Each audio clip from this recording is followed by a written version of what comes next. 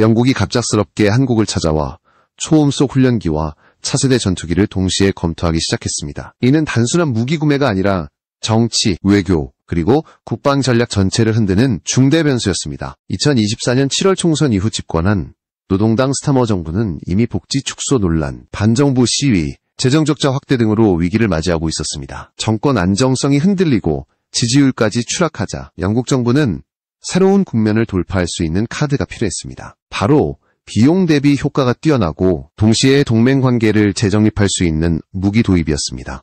이 시점에 한국산 무기가 영국의 눈에 들어온 것입니다. 영국이 기존에 운영 중이던 훈련기 호크 T2는 더 이상 제 역할을 하지 못하고 있었습니다. 가용률은 60%에도 미치지 못했고 기체당 연간 정비 비용이 400만 파운드를 넘어서면서 유지비가 감당하기 힘든 수준에 이르렀습니다. 원래 계획대로라면 2040년까지 운용해야 했지만 현실은 그보다 훨씬 빨리 교체가 필요하다는 점을 명확히 드러냈습니다. 특히 연간 3억 파운드, 하나로 약 100억 원에 달하는 유지비는 전력 유지가 아니라 파산을 부르는 짐에 가까웠습니다. 이런 상황에서 대체 기종을 찾는 것은 선택이 아니라 필수였습니다. 바로 이 공백을 노린 것이 한국의 T-50과 FA-50이었습니다. 이미 인도네시아, 필리핀, 태국 등 여러 나라에서 실전 배치되어 초음속 훈련 능력을 입증한 이 기체들은 영국이 당면한 문제를 단숨에 해결할 수 있는 강력한 대안이었습니다. 무엇보다 초음속 훈련 능력은 5세대 전투기 조종사 양성에서 빠질 수 없는 조건입니다. 현재 영국이 보유한 F-35B를 운용하기 위해서는 조종사가 초음속 환경에 익숙해지고 센서 융합 기술까지 훈련해야 하는데 호크 T2는 이를 충족시킬 수 없었습니다. 반면 T-50 계열은 FA-50 실전형 전투기와 동일한 항전 장비, 디지털 인터페이스를 공유하기 때문에 훈련 후 즉각 실전 전환이 가능하다는 장점이 있었습니다. 정치적 상황도 무기 선택에 큰 영향을 주었습니다. 트럼프 집권 이후 미국이 유럽과의 방산 협력에서 거리를 두면서 영국은 기존처럼 미국산 무기에만 의존하기 어려워졌습니다. 6세대 전투기 개발, 핵잠수함 유지, 항공모함 전력 등 이미 막대한 국방비 지출이 이어지는 상황에서 훈련기까지 미국산 신형을 들여온다면 예산은 돌이킬 수 없는 파탄을 맞게 됩니다. 반대로 한국산 T-50은 이미 완성된 플랫폼이라 개발 리스크가 전무하고 제작 단가는 이 500만 물결표 3천만 달러로 유지되며 인도 시점도 빠릅니다. 영국이 가장 필요로 하는 즉시성과 경제성을 동시에 충족시킬 수 있었던 것입니다. 영국 언론도 이런 흐름을 주목했습니다. 파이낸셜 타임스는 미국 보잉의 T-7 프로그램이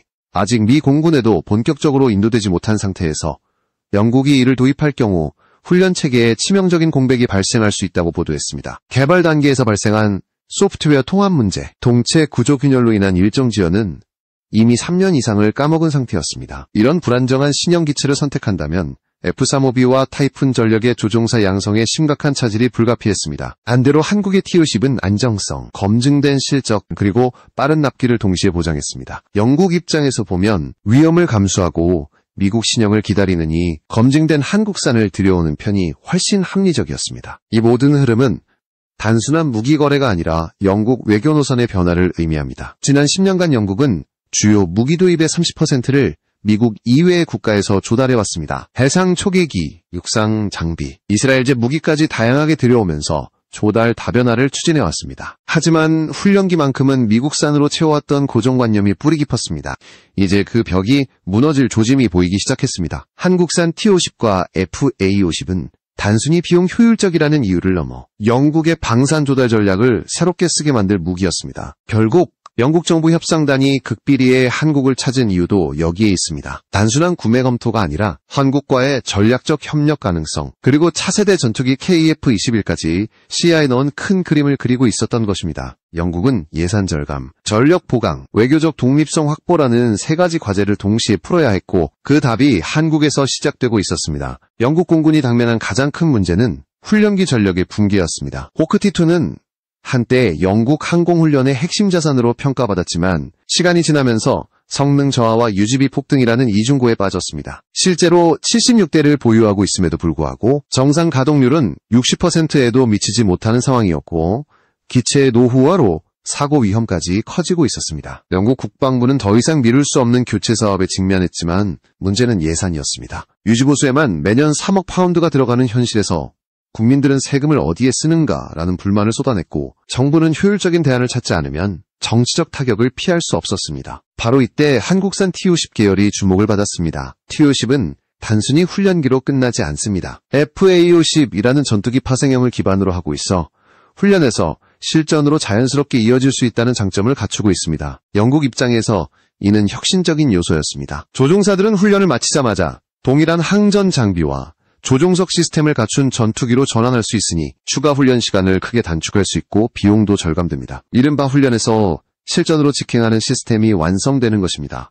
여기에 초음속 훈련 능력은 결정적인 매력으로 작용했습니다. 호크 T2는 아음속 훈련만 가능하기 때문에 5세대 전투기 시대에 필수적인 초음속 기동 훈련을 지원할 수 없었습니다. 반면 T-50 계열은 이미 초음속 비행이 가능해 F-35B와 같은 최첨단 전투기를 운용하기 전에 필요한 전환 훈련을 완벽히 제공할 수 있습니다. 영국 공군 조종사들이 실제 작전 환경에서 생존성을 높이기 위해 반드시 거쳐야 하는 과정이 바로 이 초음속 영역 훈련인데 호크 T2로는 불가능했던 영역을 한국산 기체가 열어주고 있었던 것입니다. 비용 역시 중요한 요인이었습니다. 한국산 T-50은 제작 단가가 이 500만 물결표 3천만 달러 수준으로 성능 대비 가격 경쟁력이 탁월했습니다. 영국이 필요로 하는 것은 단순히 싸고 좋은 무기가 아니라 장기간 운영에도 부담이 적은 안정적 플랫폼이었습니다. T-50은 이미 동남아시아 국가들에서 수년간 운용되며 유지보수 체계가 충분히 검증되었고 실전 배치 경험까지 갖추고 있었기에 영국이 안심하고 도입할 수 있는 조건을 모두 충족하고 있었습니다. 이와 동시에 영국은 미국의 T-7과 비교하지 않을 수 없었습니다. 보잉이 개발한 T-7은 차세대 훈련기로 주목받았지만 개발 초기부터 문제투성이었습니다. 소프트웨어 통합 문제, 동체 구조, 균열, 납기 지연 등으로 미 공군에조차 본격 배치되지 못하고 있었습니다. 원래 계획보다 최소 3년 이상 일정이 밀린 상태였고 신뢰성이 담보되지 않은 플랫폼을 선택한다는 것은 영국에게 치명적 모험이 될 수 있었습니다. 특히 F-35B 운용에서 필수적인 조종사 양성 과정이 공백을 맞는다면 영국 항공 전력 전체가 흔들릴 수 있다는 우려가 커졌습니다. 따라서 영국이 선택할 수 있는 길은 명확해지고 있었습니다. 안정적이고 검증된 한국산 아니면 위험을 감수하고 불확실한 미국산을 기다리느냐였습니다. 정치, 경제, 군사적 측면에서 합리적 해답은 점점 한국 쪽으로 기울어갔습니다. 영국 언론과 전문가들까지도 한국의 T-50이야말로 현재 영국 상황을 타개할 유일한 실용적 대안이라고 평가할 정도였습니다. 단순히 가격이 저렴해서가 아니라 영국이 직면한 전력 공백과 예산 압박을 동시에 해소할 수 있는 맞춤 해법이었기 때문입니다. 영국 내부에서는 이런 논의가 빠르게 확산되었습니다. 기존의 미국산 중심 조달 전략을 유지할 것인가 아니면 한국산을 도입해 새로운 길을 열 것인가. 호크 T2의 가속화된 노후와 유지비 폭탄은 선택의 시간을 단축시켰고 한국산 T-50은 그 공백을 채울 준비가 이미 끝난 상태였습니다. 영국은 이제 실질적 결정을 내릴 갈림길에 서게 된 것입니다. 영국의 무기 선택은 단순한 전력 보강 문제가 아니었습니다. 그것은 곧 동맹 구조와 외교 노선까지 뒤흔드는 중대한 결정이었습니다. 특히 미국 보잉이 개발 중인 T-7 프로그램과의 경쟁 구도가 핵심 쟁점으로 떠올랐습니다. 미국은 여전히 영국의 최우선 안보 파트너였지만 T-7에 잇따른 문제들은 영국을 곤혹스럽게 만들었습니다. 초기 소프트웨어 통합장애, 동체 구조 균열, 그리고 납품 지연이 겹치면서 미 공군조차 아직 제대로 인도를 받지 못한 상태였습니다. 원래 계획에서 3년 이상 늦춰진 일정은 영국에게 심각한 경고였습니다. 훈련 체계에 공백이 생긴다면 그것은 곧 F-35B와 타이푼 전력을 유지하는데 치명적인 타격을 의미했기 때문입니다. 영국은 현재 항공모함 전력의 핵심으로 F-35B를 운용하고 있습니다. 그러나 5세대 전투기 조종사를 양성하기 위해서는 초음속 기동과 센서 융합 능력을 훈련할 수 있는 플랫폼이 반드시 필요합니다. 호크 T2는 이를 제공하지 못했고 T-7은 아직 검증되지 않은 상태였습니다. 이 틈을 정확히 파고든 것이 한국의 T-50 계열이었습니다. 이미 다수의 국가에서 안정적으로 운용되며 초음속 훈련 능력을 입증했기 때문에 영국이 필요로 하는 현실적 대안을 즉시 제공할 수 있었습니다. 영국 입장에서 더 이상 미완성 신형을 기다릴 여유는 없었습니다. 이 문제는 단순히 훈련기 한 대를 고르는 것이 아니라 국방전략 전체와 직결된 사안이었습니다. 6세대 전투기 개발에 막대한 예산을 투입하고 있는 영국으로서는 훈련기 사업까지 미국산에만 의존한다면 예산 파탄은 불보듯 뻔했습니다. 핵잠수함, 항공모함, 차세대 전투기까지 모든 분야에서 이미 재정 압박이 심각했기에 훈련기에서만큼은 합리적이고 실용적인 해법을 찾아야 했습니다. 바로 이 점에서 한국산 T-50의 장점이 다시 한번 부각되었습니다. 빠른 납기, 검증된 안정성, 그리고 낮은 비용은 영국이 당장 필요한 조건을 모두 충족시키고 있었습니다. 이런 흐름 속에서 영국 언론과 전문가들은 기존의 미국 중심 조달 정책에 회의적인 목소리를 높였습니다. 영국이 미국산만 고집한다는 고정관념은 더 이상 설득력이 없다는 분석이 이어졌습니다. 실제로 지난 10년 동안 영국은 주요 무기 중 30%를 미국 이외 국가에서 조달했습니다. 해상 초계기, 이스라엘제 무기, 유럽산 장비까지 적극적으로 도입하며 다변화를 추진해왔습니다. 그러나 훈련기 분야에서는 미국 일변도가 이어졌고 이제 그 전통적인 고정관념이 무너질 순간이 다가오고 있었습니다. 이 상황에서 영국 정부가 한국을 찾은 것은 우연이 아니었습니다. 그것은 단순한 기체 교체가 아니라 장기적으로 미국 의존도를 줄이고 독자적인 전략을 마련하기 위한 보관이었습니다. 트럼프 집권 이후 미국이 유럽 동맹국들에게 방산협력에서 냉담한 태도를 취하자 영국은 미국과의 관계만으로는 안보를 보장할 수 없다는 현실을 절실히 느꼈습니다. 따라서 한국과 같은 신흥 방산 강국과의 협력은 영국에게 새로운 길을 열어주는 선택지가 되었습니다. 미국이 제공하지 못하는 신뢰성과 효율성을 한국이 제공할 수 있었던 것입니다. 이제 영국은 전환점에 서게 되었습니다. 미국산 T7을 선택한다면 불확실한 미래를 감수해야 하고 한국산 T-50을 선택한다면 즉각적이고 안정적인 전력 보강이 가능해집니다. 어느 쪽을 택하든 단순한 무기 계약을 넘어 영국 외교 정책과 국방 전략의 향방을 결정짓게 되는 것이었습니다. 그리고 그 무게중심은 점점 한국 쪽으로 기울고 있었습니다. 한국의 무기가 영국의 하늘을 지배할 날이 다가오고 있음을 세계는 조용히 목격하고 있었습니다. 영국의 관심은 단순히 훈련기 도입에서 끝나지 않았습니다. 진짜 승부처는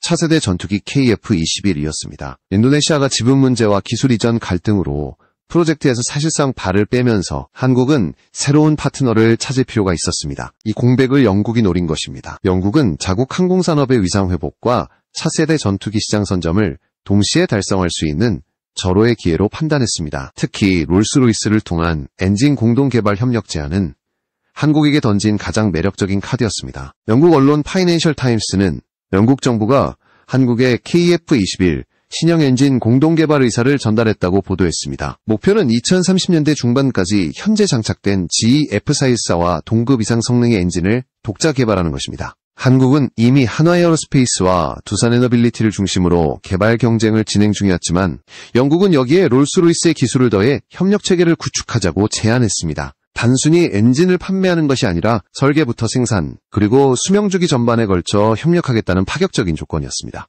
문제는 이 제안이 가진 양면성이었습니다. 단기적으로는 한국이 롤스로이스의 고급 재료 기술과 노하우를 받아들여 KF-21의 엔진 개발 일정을 앞당길 수 있다는 장점이 있었습니다. 그러나 장기적으로는 한국이 지금까지 쌓아온 독자 기술 체계와 미국식 설계 사상을 포기하게 될 위험이 따랐습니다. KF-21의 목표 중 하나는 F414와 호환되는 독자 엔진을 만드는 것이었는데 롤스로이스와 손잡는 순간 이 체계는 크게 흔들릴 수 있었습니다. 기술 발전이 아닌 기술 종속으로 전락할 가능성까지 존재했던 것입니다. 게다가 영국은 이미 방산협력에서 까다로운 파트너로 악명이 높았습니다. FA-50에 장착된 사출 좌석이 영국제라는 이유 하나만으로 아르헨티나 수출을 막았었던 사례가 대표적입니다. 영국의 기술이 KF-21에 들어간다면 훗날 지분과 수출 제한 문제로 한국의 손발을 묶을 가능성을 배제할 수 없었습니다. 미국과의 협력에서는 이런 제약이 상대적으로 적었기 때문에 한국 입장에서 영국 제안을 쉽게 받아들이기는 어려웠습니다. 하지만 또 다른 시각도 존재했습니다. 영국이 KF-21 프로젝트에 파트너로 참여한다는 사실 자체만으로도 글로벌 무기 시장에서 강력한 포트폴리오가 될 수 있다는 점입니다. 세계 주요 무기 수출국 중 하나인 영국이 한국산 전투기에 관심을 보였다는 사실만으로도 폴란드, UAE 등 다른 나라들이 KF-21 구매에 더 적극적으로 나설 명분이 생겼습니다. 실제로 폴란드는 이미 한국을 찾아와 KF-21 도입 순서를 기다리고 있었습니다. 영국이 더해진다면 한국의 KF-21은 단숨에 글로벌 무기 시장의 신흥 강자로 자리매김할 수 있었습니다. 결국 한국에게 중요한 것은 균형이었습니다. 영국과의 협력을 통해 얻을 수 있는 단기적 이익과 기술 종속이라는 장기적 위험 사이에서 신중한 선택이 필요했습니다. 영국이 제안한 조건은 달콤했지만 그 속에 숨은 함정을 간파하지 못한다면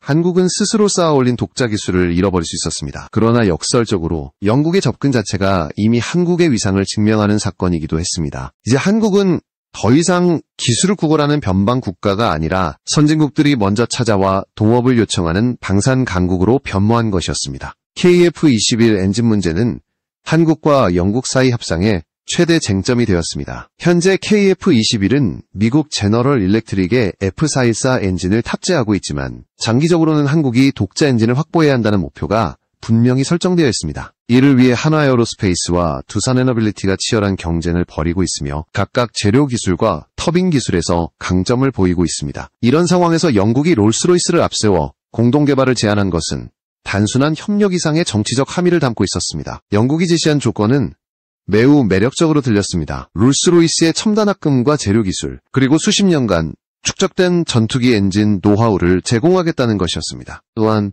공동 개발뿐 아니라 공동 생산까지 제안하며 한국이 더 주도적인 역할을 할 수 있다는 점을 강조했습니다. 영국 측 관계자들은 프로젝트 위험성을 줄이고 일정도 단축할 수 있다며 강력히 설득했지만 한국 내부에서는 우려의 목소리도 커졌습니다. 기술 협력이 곧 기술 종속으로 이어질 가능성을 배제할 수 없었기 때문입니다. 실제로 한국은 그동안 미국식 설계 사상을 바탕으로 독자 기술을 발전시켜왔습니다. KF-21에 장착된 F414와 호환성을 고려한 새로운 엔진을 개발하는 것이 목표였는데 만약 롤스로이스와 손잡는다면 설계 방향 자체가 바뀌어야 합니다. 이렇게 되면 지금까지 쌓아온 국산 기술의 상당 부분이 무용지물이 될 수 있습니다. 단기적으로는 성능 향상이 가능하겠지만 장기적으로는 독자 체계를 잃고 영국 기술에 종속될 수 있다는 우려였습니다. 게다가 영국은 과거 협력 경험에서 신뢰를 크게 잃은 전력이 있습니다. 대표적인 사례가 FA-50 수출권입니다. 당시 FA-50에 장착된 사출 좌석이 영국제라는 이유만으로 아르헨티나 수출이 성사 직전에 무산된 적이 있었습니다. 이런 전례를 고려할 때 영국 기술이 KF-21에 포함될 경우 향후 수출 시장에서 또다시 발목이 잡힐 위험이 분명히 존재했습니다. 미국은 한국과의 협력에서 이런 제한을 거의 두지 않았기 때문에 상대적으로 안정적인 파트너로 평가받고 있었습니다. 그러나 영국의 제한을 완전히 무시하기도 어려웠습니다. 영국은 세계 10대 무기 수출국 중 하나로 글로벌 시장에서 막대한 영향력을 가지고 있습니다.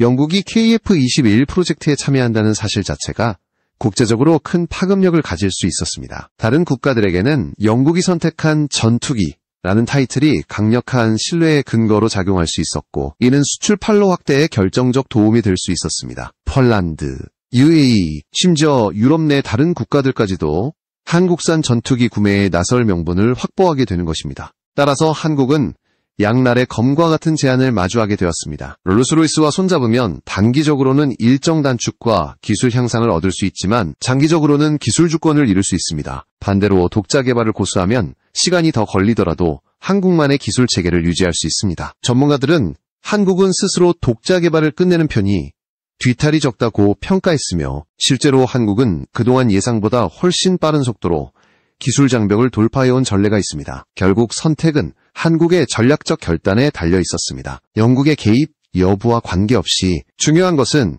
이미 한국이 세계적 수준의 방산 강국으로 자리매김했다는 사실입니다. 과거에는 기술을 얻기 위해 선진국을 찾아다니던 한국이 이제는 오히려 선진국이 협력을 요청하는 입장으로 바뀐 것입니다. 영국이 이처럼 절실히 동업자를 찾는다는 사실만으로도 KF-21 프로젝트의 국제적 위상은 한층 더 높아지고 있었습니다. KF-21 프로젝트의 마지막 단계에서 가장 주목받는 부분은 무장 체계였습니다. 최근 공개된 영상에서는 한국이 자체 개발 중인 천룡 공대지 순항 미사일의 무장 분리 시험이 성공적으로 진행되는 장면이 담겼습니다. 원래 이런 시험은 F4 팬텀 같은 대형 전투기에서 이루어지곤 했는데 이번에는 FA-50에서 진행되었다는 점이 큰 의미를 가졌습니다. 이는 곧 소형 전투기에서도 첨단 순항 미사일을 안정적으로 운영할 수 있다는 가능성을 보여주었고 한국 방위산업의 기술력이 새로운 단계로 도약했음을 알리는 신호탄이었습니다. 천룡 미사일은 KF-21을 위한 핵심 무장으로 개발되고 있지만 동시에 FA-50에서도 사용할 수 있도록 설계되고 있습니다.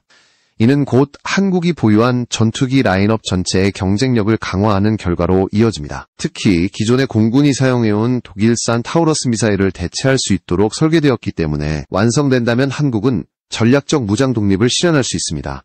해외 수출 시장에서 도자체 순항 미사일을 장착할 수 있는 한국 전투기라는 점은 막대한 매력 포인트가 될 것입니다. 시험 결과 역시 놀라웠습니다. FA-50에서 투하된 시험탄은 관성과 위성 항법 장치를 가동하며 약 9km를 자유 비행했고 정확히 표적에 명중했습니다. 이는 단순한 분리 안정성 검증을 넘어 실제 작전 환경에서도 충분히 활용 가능한 정밀도를 입증한 것이었습니다. 앞으로 몇 차례 더 시험을 거쳐 실탄 사격으로 이어질 예정이며 이 단계가 완료되면 천룡은 곧바로 KF-21과 FA-50의 주력 무장으로 자리매김할 수 있을 것입니다. 이런 진전은 한국의 방산 수출에 거대한 파급 효과를 가져옵니다. KF-21의 수출 경쟁력은 기체 자체의 성능뿐 아니라 어떤 무장을 탑재할 수 있는가에 달려 있습니다. 천룡과 같은 국산 순항 미사일은 한국이 독자적으로 전투기와 무장을 통합할 수 있음을 보여주는 상징적 성과입니다. 폴란드뿐 아니라 동유럽, 동남아시아, 중동 국가들이 FA-50을 F-16의 대안으로 고려하는 상황에서 천룡의 탑재 가능성은 결정적인 구매 요인이 될 수 있습니다. 더 나아가 한국은 이제 단순히 전투기를 파는 나라가 아니라 전투기와 미사일, 엔진까지 아우르는 종합방산 패키지를 제공하는 국가로 자리매김하고 있습니다. 영국과의 협력 여부와 상관없이 이미 한국의 방위산업은 글로벌 시장에서 대체 불가한 존재로 성장하고 있는 것입니다. KF-21과 FA-52 천룡 미사일과 결합될 때 한국산 무기는 단순한 비용 효율성을 넘어 전략적 독립성과 작전 수행 능력을 동시에 보장하는 무기로 평가받게 될 것입니다. 결국 이번 협상과 시험들은 하나의 결론으로 모아집니다. 영국의 선택, 폴란드의 관심, 한국의 독자기술 개발이 모두 얽히면서 KF-21은 단순한 전투기를 넘어 세계가 주목하는 차세대 무기 플랫폼으로 부상하고 있습니다. 앞으로의 길은 여전히 쉽지 않겠지만 한국은 이미 방향을 정했습니다. 더 이상 기술을 구걸하지 않고 스스로의 힘으로 새로운 시대를 열어가고 있다는 사실, 이것이야말로 세계가 한국 방산을 두려워하면서 동시에 주목하는 이유였습니다.